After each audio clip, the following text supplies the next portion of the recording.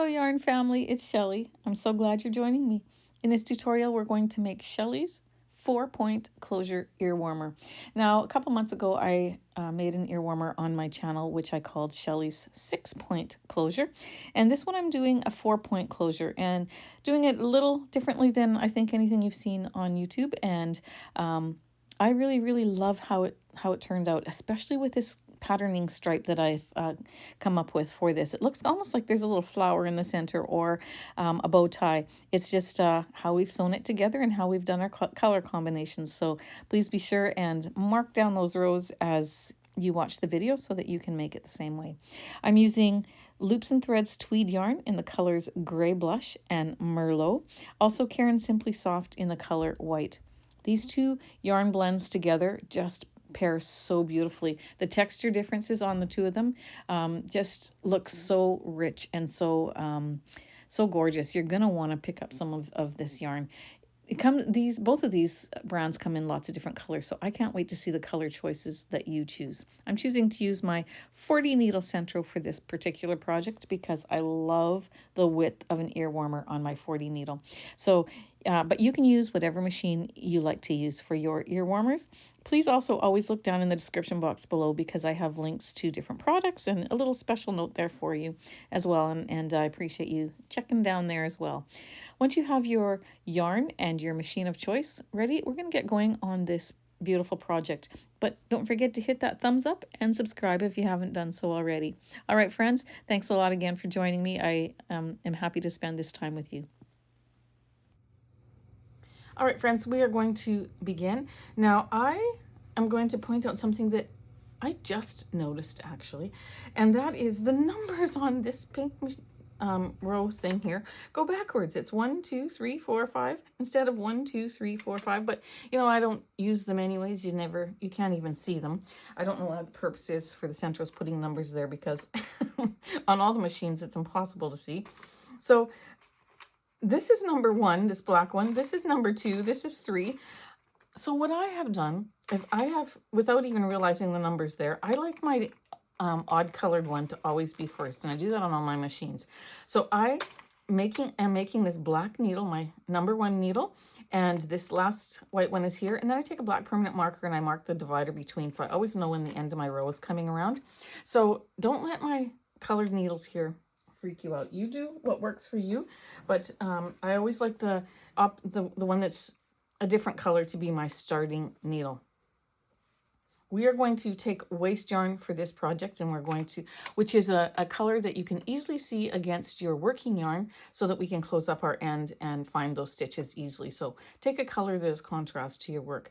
I'm going to do a drawstring cast on going in front of that first black, then behind the next white, in front and behind, in front and behind, and you're going to let this loosely slip through your fingers while you do this cast on, and that will make the next row easier for that yarn to slip down over the needle onto those pink teeth. Oops, there we go. Let me just get some slack out of the ball there, and I'm going to just keep going around till I get to the end, and I'm just going slowly letting it slip through the fingers, and it should be behind that last white. Into the yarn feeder it goes. I very rarely will use a tensioner. If you follow my videos, you know that I always put it between my fingers here. I'm actually going to do that as well, but I'm going to put it in the middle tensioner there because the tensioner is there and it's just in my way. So I'm just going to use it, or on the large tension. It doesn't matter. And I'm going to go very slow in this first round to make sure those loops have a chance to drop down over the pink teeth. Don't need to count this. This is our waste yarn. So the row counter doesn't need to be set yet. Yeah, I'm going to move this into the widest one so it doesn't give it any tension. And I'm going to knit 7 rows of waste yarn. That's typically what I do. You can go ahead and knit as many rows as you're comfortable with. Oops, I need to tack that down a little bit firmer before we continue after this. Go ahead and knit 7 rows. I'll meet you back. All right, so I have my 7 rows done. I'm going to cut off my waste yarn, take it out of the feeder and pop it between the last white and the first black needle. I don't need it quite that long. Oops. Then we're going to take our first color for our patterning. Before I do that, I'm going to set my row counter to 0. I will link these in the description box below. You have to get them for your Centros. they're just like so awesome. And I'm going to just tell you now while I remember, if you're knitting, it's counting and counting and counting. And then if you need to get up and go do something else and come back to it a day later or whatever, don't hit that silver button because it'll reset it back to 0. As soon as your magnet passes by it, it's going to wake it up and continue counting from where it left off. I love these counters. Okay, so now we're going to take our first color, your first color of choice. Mine is the Merlot or Merlot. I don't even know how you say it. I think it's Merlot. And we're going to pop it into our yarn guide there. And I'm going to put this one in the second tensioner, and I'm going to use my tensioner because there are fuzzies on this, although it works beautifully in our machines. When it goes through that little tensioner thing, it helps to smooth out these little fuzzy things and makes it a little bit easier to knit with. I'm going to knit 4 needles. Then I'm going to help that down underneath the dividers. I'm going to take both ends of my working yarn and pull it away from each other. Now, if you didn't see what happened, back this up and look in here. Just makes our tension on our first few needles of that row nice. So otherwise, when we take it off our machine, our tension is looser on those first 4 needles. I'm going to hold it between my fingers still, just like that, so I can have control of it, feel what's happening. And it doesn't want to stay in that yarn feeder, which is okay because it's between my fingers, but we'll do our best. Oops.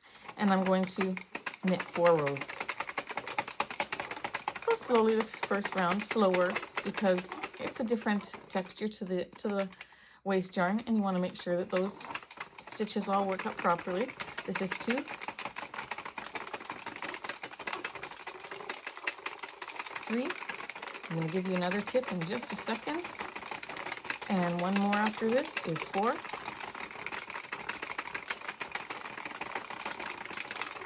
There we go. We're going to stop with our last white, our first black, in line with our yarn feeder. And then from there, what I want to tell you is that you need to put a little bit of tension on your yarn when you're knitting with the centros, because the nooks of these needles are a little bit narrower than the nooks of the needle on the Addi. And so by putting a little bit of tension on it, it helps to keep that in line and get it under there. Otherwise, you're going to have to worry about some drop stitch or this missing the needle and going over top and getting a missed stitch there. Okay, so we're going to put a little bit of tension on it as we knit, and we're going to find the speed and the tension that our machine and our yarn like together. Having knit 4 rows of this color, I'm going to go ahead and cut my yarn tail. Take it out of the yarn guide, make sure it's underneath that last white one. We're going to drop that into the center. We're going to grab our white. I'm using Caron Simply Soft in the white. I love the different textures. When we knit with different textures of yarn, it looks so nice. So that's what I'm doing here. I'm going to knit 4 needles, just like that, 4 or 5. Then we're going to help it underneath the dividers, and we're going to take both ends, pull away from each other, snug that up, and we're going to knit 2 rows.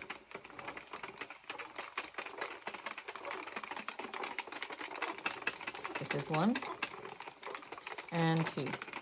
Again, I'm putting medium tension on this. Oops. And there we go. Watching for that black divider to come around. There we go. I'm going to cut off my white, pop it into the center between the last white and the first black. Then we're going to grab our gray blush. Taking that gray blush, we're going to pop it into the center and push down on it, make sure it gets into that very nook of the feeder there. We're going to knit 4 needles or 5.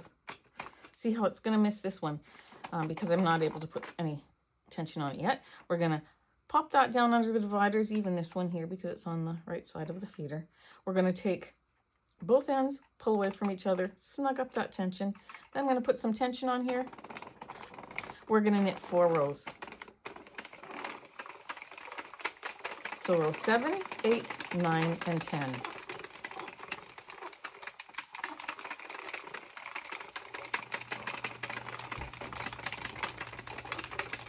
Oh, this yarn is so beautiful. This is row 9. And 1 more, row 10. Watching for that black divider to come around. I'm going to pop it in the center there. Before we cut this one, we're going to go down and we're going to tie off some of these others, which we could have done really after we join them, and I'll do that on the next row. But I'm going to take these.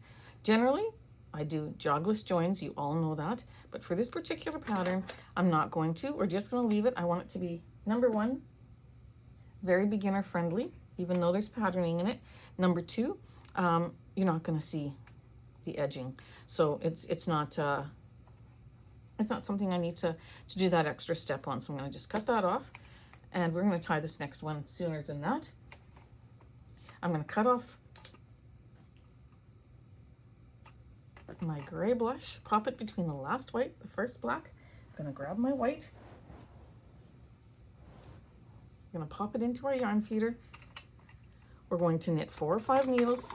1, 2, 3, 4. Help that down. Pull away to fix the tension. Then we're going to tie this. Do you know why I didn't the last 2 rounds? Because I'm so used to doing jogless joins that I tie them on 3 or 4 rounds after. But no bother, we'll do it from this point on. We're going to knit 2 rows. So 11 and 12. Watching for that black divider to come around. We're going to stop it in front of our yarn feeder. So here is what we've done so far. We've added waste yarn. We've done 4 colors of the Merlot, and then 2 rows of white, 4 rows of Merlot, 2 rows of white, 4 rows of gray blush, 2 rows of white. That is our patterning. We're going to continue that all the way to the end. How easy is that? So easy. Okay, so we're going to do a total of 90 rows. I'm going to cut my white. I'm going to now grab my Merlot, pop that in there. We're going to knit 4 or 5 needles. We're going to fix our tension. No, you don't want to? Okay, that's fine. Fix our tension. We're going to tie off. We're going to cut that off. We're going to knit 4 rows. You're not going to step on your yarn. So 13, 14, 15, and 16. Watching for that black divider to come around.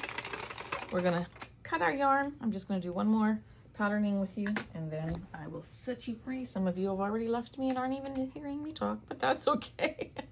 Pop that in there. We're going to knit 4 or 5 needles. We're going to help that down for the tension. Pull away, tie off.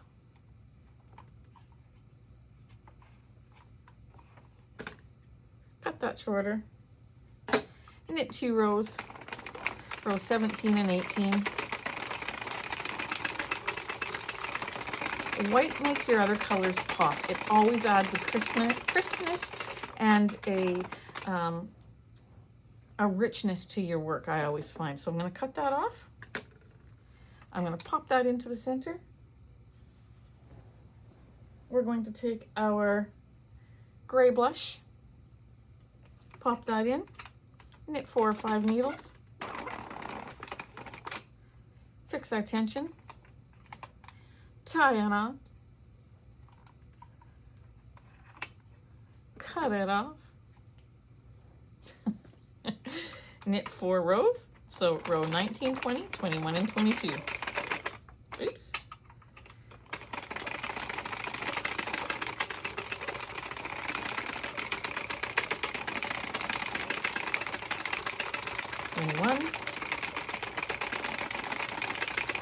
And one more, 4 rows of gray blush, watching for the black divider to come around. We're going to cut off, pop between the last white, the first black. Always remember to do that because we still have to finish knitting these 2 needles. Pop in your white, knit 4 or 5 needles, tighten your tension, tie off, cut off, 2 rows, 23 and 24.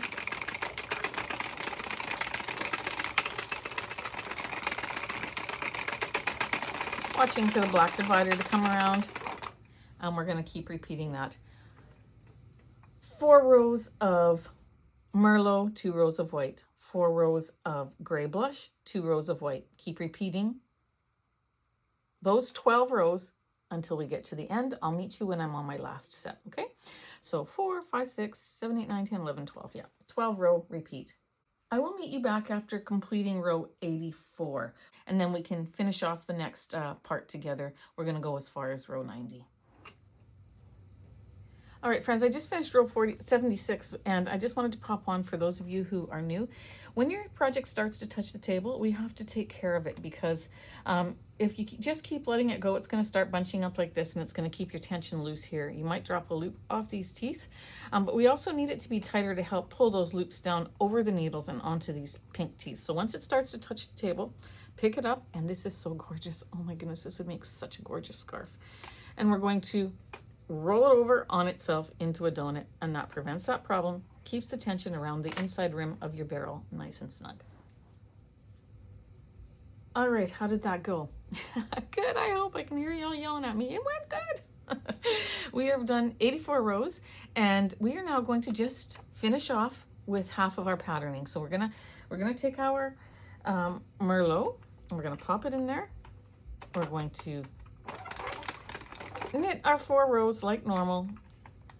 Then we are going to knit 2 rows of white.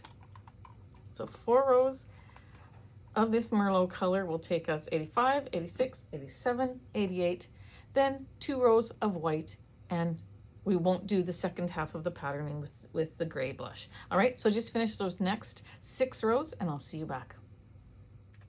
We have finished row 90. We're going to go ahead and we're going to cut that white yarn, pop it in the center, make sure it goes between the last white and the first black, because we still need to knit off those 2. You're going to grab your waste yarn once again. We're going to pop it in there. We're going to not have to worry about fixing the tension because it's waste yarn and it's coming out. There we go. We're going to knit our desired amount of waste yarn rows. I'm going to do 7.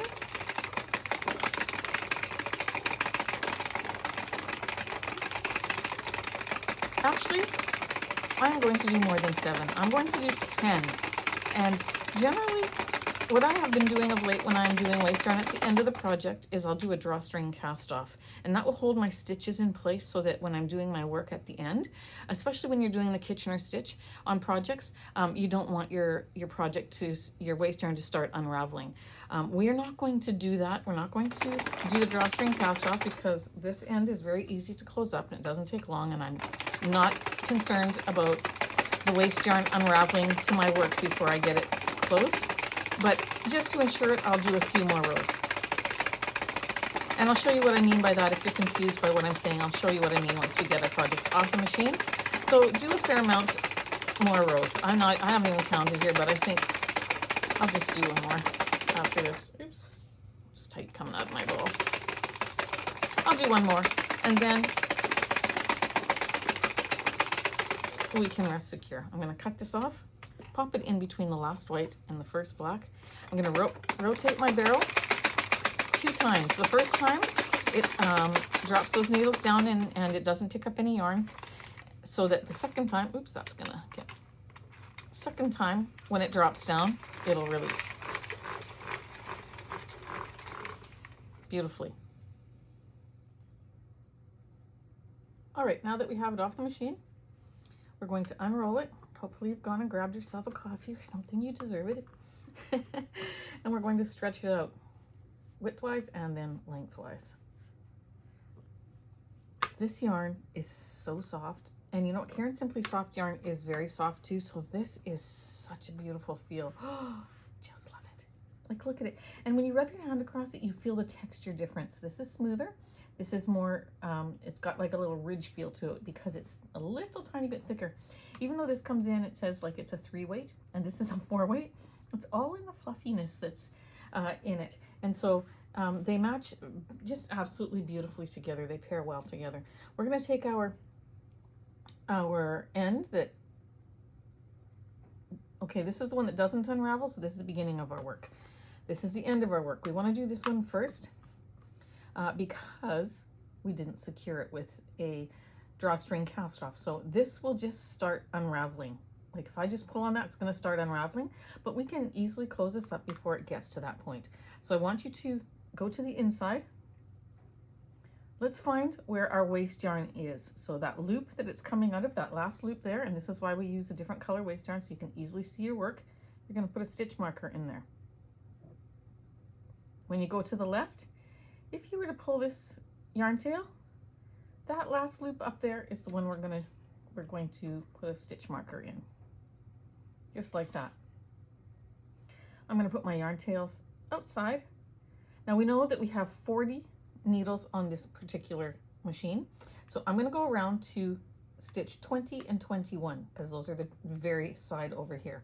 So I'm going to count starting with this one. 1, 2, 3, 4, 5, 6, 7, 8, 9, 10, 15, 16, 17, 18, 19, 20 is right there, and 21 is right beside it. I'm going to take my crochet hook. I'm using a 5mm, but you can choose whatever you're comfortable with. Anything bigger would be probably a little too big, but you can go 4.5, 4. It doesn't matter because we're using this to pick up stitches. It's not really considered crocheting for those of you who say you can't crochet. All it is because we have a hook on there. We can easily pick up our stitch. So this is under stitch number 21, and I'm going to count it as number 1. Then I'm going to pick up stitch 20, and I'm going to bring it through that loop that's on my hook. That's number 2. I'm going to go down to the bottom. I'm going to pick up that next one, and you can see all these little loops here are the rows. Okay, and we're going to, or are the needles. That's 3 and 4. Back down to the bottom, pick up the next one, 5, work it through, up to the top, 6, work it through, 7, work it through, 8, doesn't matter if you pick it up like I'm picking it up or if you go underneath like this and like this, whichever is easier for you. That's 10. If you're new, you want to count every one of these stitches because when you get to the end, this should be 39, this should be 40. And if it's not, then you may have missed a loop here. And if you miss a loop, once you take your waste yarn off, that row is going to start unraveling. So you do not want to miss any loops. Okay, so I'm going to just keep going back and forth till I have all my stitches worked.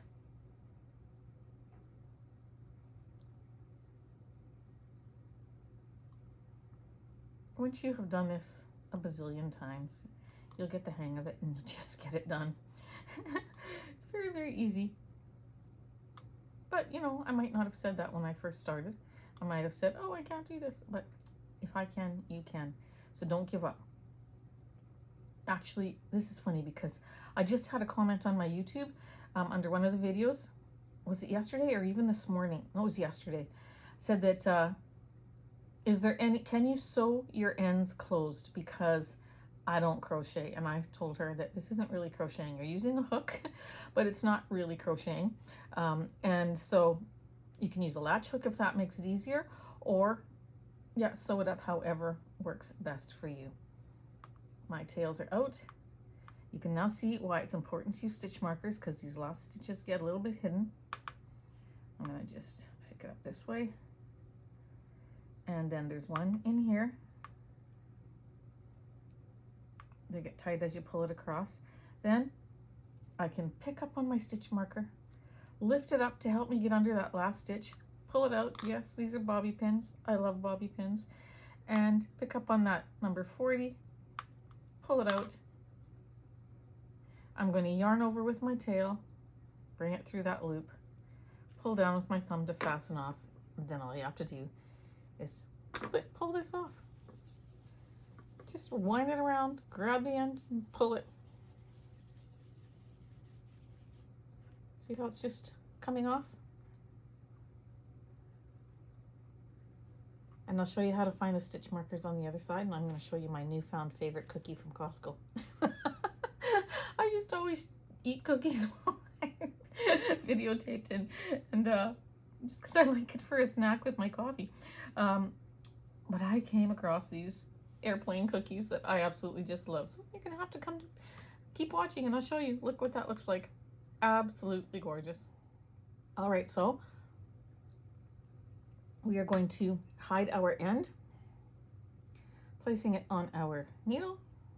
I will put these in the description box below with a lot of other things that I use, so please always take a look down there. I'm just going to trail it across the top of the seam there and go back just a little bit.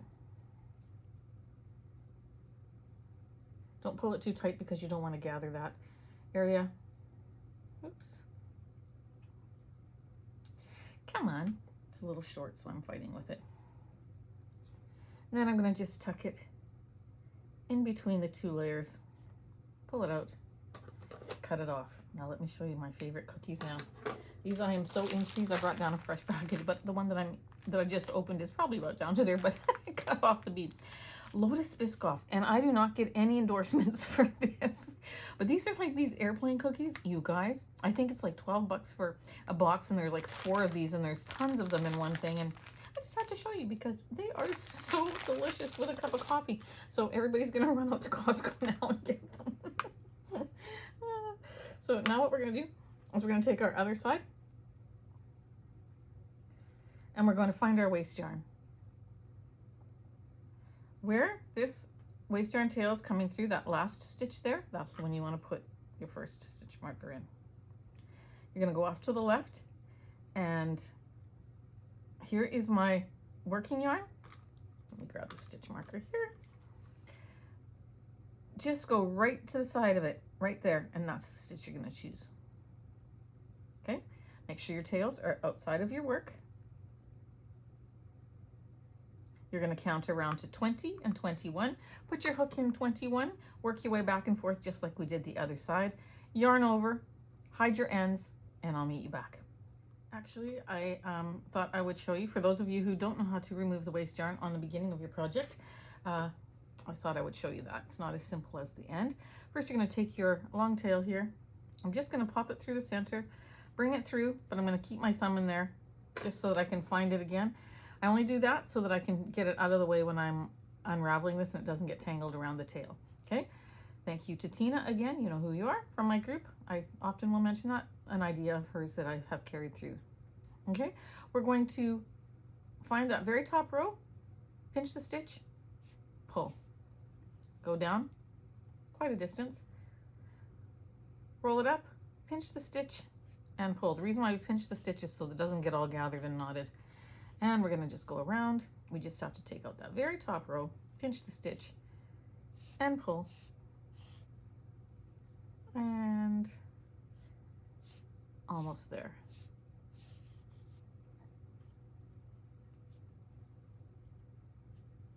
Let's go to the end here. And pull. Then all you have to do is take off your waste yarn. And see how that working tail is not of yarn is not getting caught around this one as you pull it off. It's genius. Oops, but I did snag it. There we go. Now you pull that out and you hide it in your work as we did the other side. All right, so now that we have those two ends beautifully done, we're going to just fold it in half, just like that. We're gonna grab some yarn. I'm gonna just put white on my needle. And we're going to just come up at the bottom here. Oops, sorry, not there. The very end stitch here, and just pick up a stitch. Go across, pick up that very last stitch along the edge there. Oops. Let's do that again. So I'm just going on the very edge. I pulled it too hard and pulled my end through. Leave a bit of a tail. Go over to this side. Do the same. And now we're just going to tie this off in a knot, and we'll hide it later. We'll hide this end.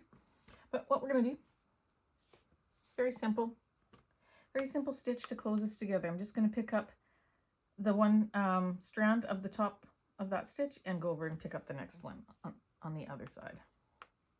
Let's tuck you under there. Then I'm going to come across and I'm going to pick up that next one and the next one.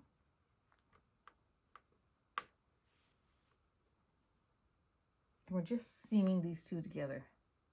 You can pick up both bars if you want, but it'll just make it a bulkier seam, and I don't want that. So if you're only able to do it that way, because it's easier for you, then that's fine too. And we're just going across, seaming this up.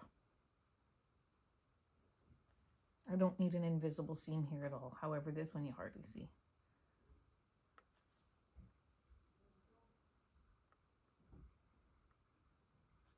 All right, continue up to the very top. Don't pull because you don't want to gather. You just want a nice seam.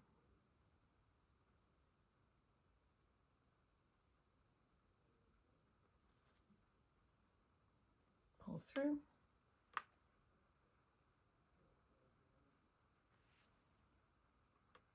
So you can check my channel and find my 6-point closure. I did that one this fall as well, and I thought we need to find some new closures. So I'm calling this the 4-point closure. And it's very simple to do, but very, very pretty. Okay, almost up to the top. Oops, I split that stitch. Don't want to do that. And get up to that corner. Then you can take both halves of the stitch if you like. There we go. I'm just going to knot off.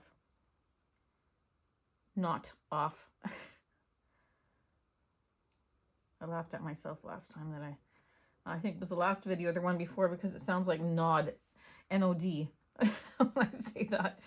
Maybe it's my Canadian way, I don't know. But anyways, that part is done. Let's move on to the next step. I'm going to hide this tail just in this back seam here that we just did. And then go back. Cut it off. This is the wrong side of our work. Let's turn it the other way. Pulling that tail out. And then you can actually see where this now, because we only took the back loops, this now makes a stitch. But I mean, it's really not a big deal because you're not going to really be able to distinguish it anyways, but it's just good practice to do it the right way, right? Okay, so now what we're going to do is we're going to put this sideways like that. It helps if you put it up and down. Put those two ends together just so you have your middle point down here. Then you're going to take those sides and fold them down. Okay, so what I did, this is the right side, fold the right sides together. Then that's what it looks like. You're going to take that half and you're going to fold it down. You're going to take this half and you're going to fold it down.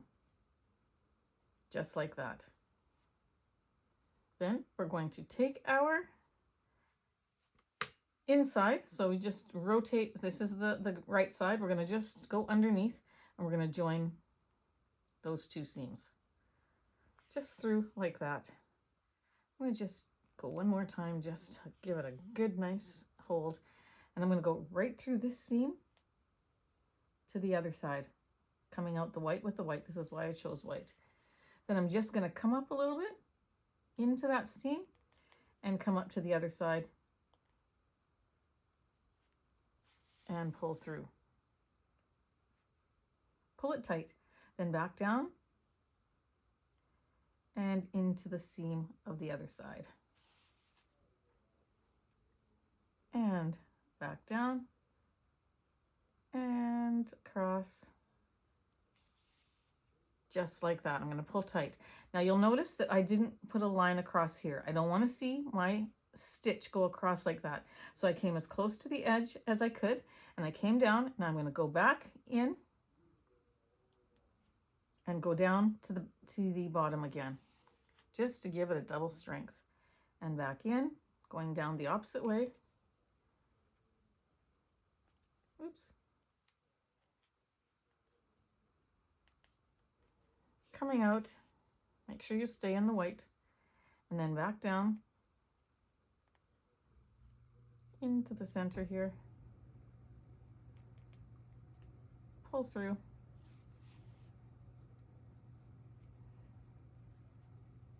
This is the inside. I'm going to now come through one last time and give it a knot. And one more.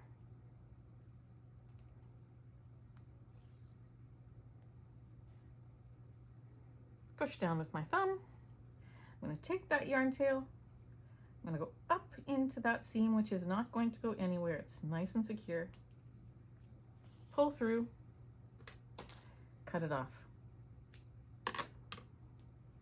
That's the wrong side. This is the right side of our 4-point closure. And because of the way we did our patterning, we ended and started with the same color there, and it makes a nice little flower look or a bow tie look. Isn't it beautiful? Just love it. Calling it my 4-point closure. And that's what it looks like.